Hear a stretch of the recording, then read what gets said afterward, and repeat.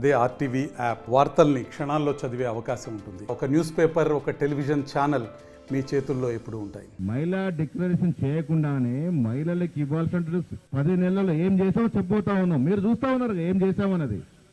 మహిళలకి అన్ని రకాల సదుపాయాలు కాంగ్రెస్ ప్రభుత్వం వచ్చిన తర్వాత అందుతా ఉన్నాయి. అవన్నీ కూడా విపులంగా వివరించే ప్రయత్నం చేస్తాం. కాబట్టి దీంట్లో మంచి క్వశ్చన్ ఇది. హైడ్రా మూసీ విషయంలో క్లారిటీ అవసరము. మీరు ఏ అంశం కూడా పక్కన పెట్టలేదు. హైడ్రా మూసి నేను మొదటి బహిరంగ సభలో ముఖ్యమంత్రి గారిని అభినందిస్తూ నేను ఒక మాటను ఎవరిచ్చారు మీకు ఐడియా, కానీ ఇంత బహత్తరమైన ఐడియా అసలు ఎవరికి తట్టిందో అని. హైడ్రా ఎవరి కోసం అండి? ఎవరి కోసం హైడ్రా వచ్చింది? ఎవరి స్వార్థం కోసం కాదు. హైదరాబాద్ అనేది ఒకప్పుడు city of rocks and lakes. Nizam కాలం నుంచి కూడా 2500 చిన్న చితకర చెరువులు కుంటలు ఉండేవి.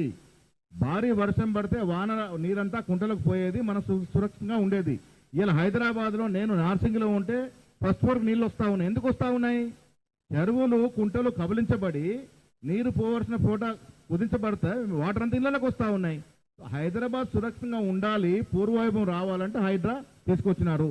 హైడ్రా వల్ల ఎవరికి నష్టం జరుగుతుంది? ఎవరు భయపడుతున్నారు? ఇలా పోయిన గత పాలకులు, మంత్రులు, ఎమ్మెల్యేలు, ఎమ్మెల్సీల అండలతో భూ కబ్జాలు చేసినట్టు బకాసులకు భయం పుట్టుకోవాలి. దాంతో చెరువులు ఏదైతే కబ్జా చేసింది ఎవరు? చెరువులు భారీ నిర్మాణం చేపట్టింది ఎవరు? బీదవాడి కోసం కాదు హైడ్రా ప్రాజెక్టు. ఇలా మూసీ మీద ఇలా కిషన్ రెడ్డి గారు చేస్తూ ఉన్నారు.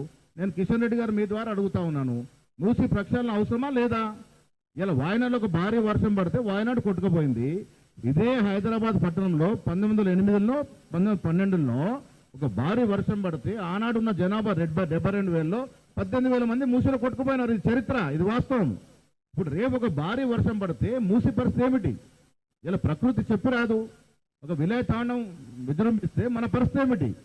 మూసీ ప్రక్షాళన ఎందుకు చేస్తా ఉన్నాం? హైదరాబాద్ సురక్షితంగా ఉండాలి. క్లైమేట్ పరంగా హైదరాబాద్ ఒక సురక్షిత ప్రాంతంగా ఈ దేశంలో పేరుగాంచాలి. అప్పుడే కదా మన పెట్టుబడులు వచ్చేవి. సో ఎవరి స్వార్థం కోసం తీసుకొచ్చింది కాదు, ఇది భవిష్యత్ తరాల కోసం. మా తరం అయిపోయింది, 50+ వచ్చాం. రేపు మా వెనుకొచ్చే తరాల కోసం ఉపయోగపడే విధంగా తీసుకొచ్చినట్టు భారీ వ్యూహంతో తీసుకొచ్చిన ప్రాజెక్ట్ ఇది. దీన్ని తిమ్మిని బొమ్మ చేసి అబద్ధాలు ప్రచారం చేసే ప్రయత్నం మీద చేస్తూ ఉన్నారో ప్రజలు నమ్మొద్దు. ఇది కేవలం హైదరాబాద్ సురక్షితంగా ఉండటం కోసం తీసుకొచ్చినటువంటి స్కీములు ఇవి. డెఫినెట్గా ముందుకు పోవాలి. దీని మీద ఎవరికైనా అనుమానం ఉంటే నివృత్తి చేయడానికి సిద్ధంగా ఉన్నాం మేము.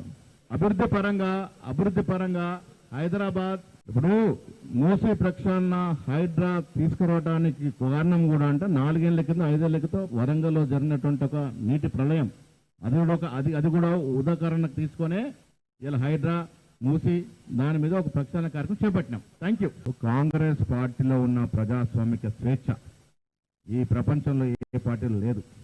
మీరు ఎన్నికల ముందు చూశారు.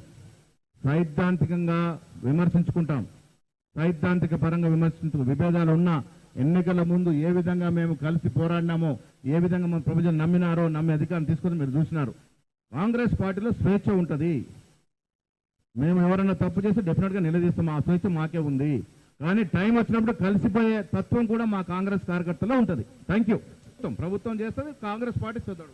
పాత్రికేయ మిత్రులందరికీ థ్యాంక్ యూ. ప్రభుత్వము రేపు 19వ తారీఖు నాడు ఇందిరాగాంధీ జయంతి సందర్భంలో ఈ కార్యక్రమం చేయడం జరుగుతుంది. మహిళా సదస్సు. మరిన్ని వీడియోస్ కోసం ఛానల్ ని సబ్స్క్రైబ్ చేయండి. లేటెస్ట్ అప్డేట్స్ కోసం వాట్సాప్ ఛానల్ ని ఫాలో అవ్వండి. ఆ లింక్ డిస్క్రిప్షన్ లో ఉంది.